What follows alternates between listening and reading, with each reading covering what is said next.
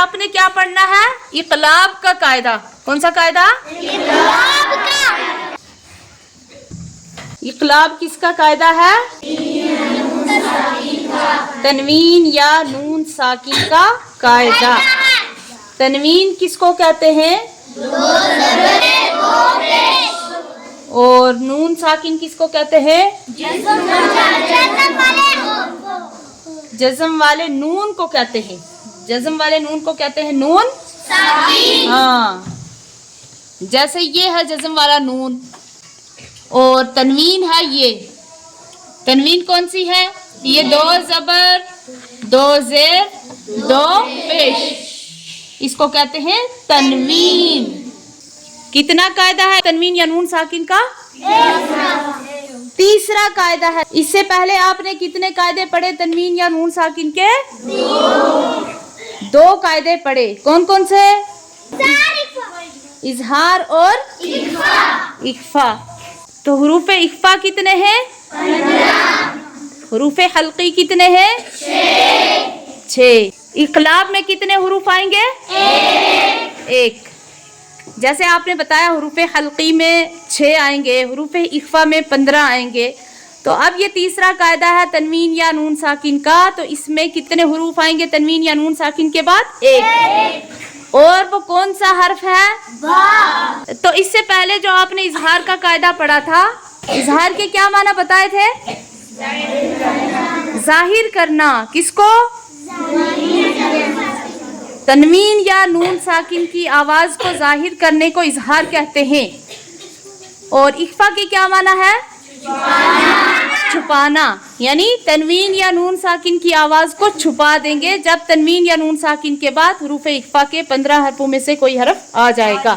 اب اقلاب کا معنی کیا ہے؟ اقلاب کا جو لغوی معنی ہے وہ ہے پلٹنا، بدلنا. اور اصطلاحی معنی یہ ہے کہ ایک حرف کو دوسرے حرف سے بدل دینا. ایک حرف کو دوسرے حرف سے بدل دینا. یہ کیا ہے؟ من بخیلا. من بخیلا ہے. یہ کیا ہے؟ من بخیلا. لیکن اس کو پڑھیں گے کیا؟ مم بخیلا. کیا پڑھیں گے؟ من بخیلا. بدلا یہاں پہ کیا؟ نون کو میم سے بدل دیا. نون کو میم سے بدل دیا. پہلے تھا میم نون زبر من. اب جب من کے آگے با آ گئی، من کے آگے کیا آ گئی؟ با. تو اس کا من پڑھنا مشکل ہو گیا.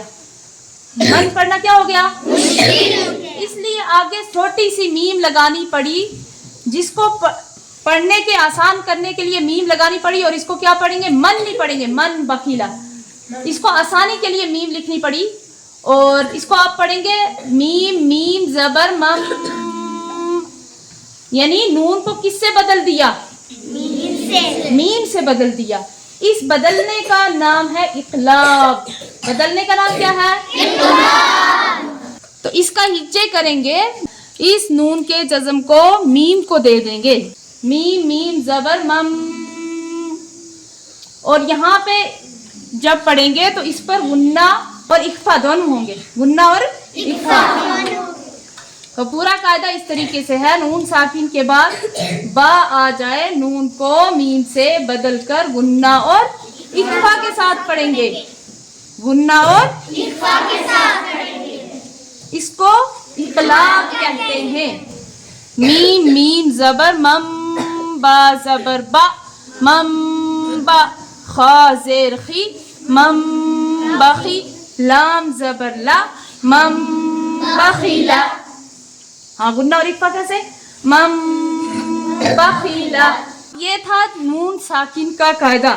اسی طریقے سے آتا ہے تنوین پر قاعدہ. کس پر آتا ہے؟ تنوین پر قاعدہ. یہ کیا ہے؟ لنصفعا بالناصیہ. تو لنصفعا اصل میں تھا لنصفعا. اصل میں کیا تھا؟ ان. لیکن آگے جب با آ گئی تو اس کا ان پڑھنا مشکل ہو گیا، تو بیچ میں کیا لگا دی؟ میم. اب اس کا ہجے کریں گے. لام زبر لا، نون سین زبر نس، لنس. فا زبر فا، لنسفع عین میم زبر ام. اس کا ہجے کیسے کریں گے؟ عین میم زبر ام لنسفع ام. با نون زیر بن نون الف زبر نا بن نا صاد زیر سی بن ناصی یا زبر یا تا زیر تی بن ناصیہ.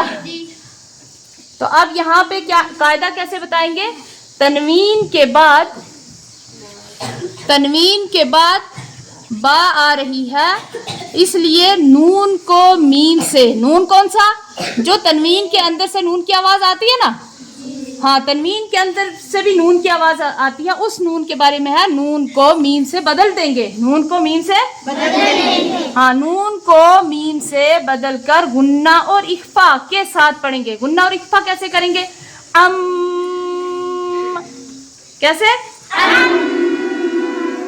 ہاں ایسے لنسفع بالناصیہ. ہاں تو یہ کس کا قاعدہ ہے؟ تنوین یا نون ساکن کا قاعدہ ہے.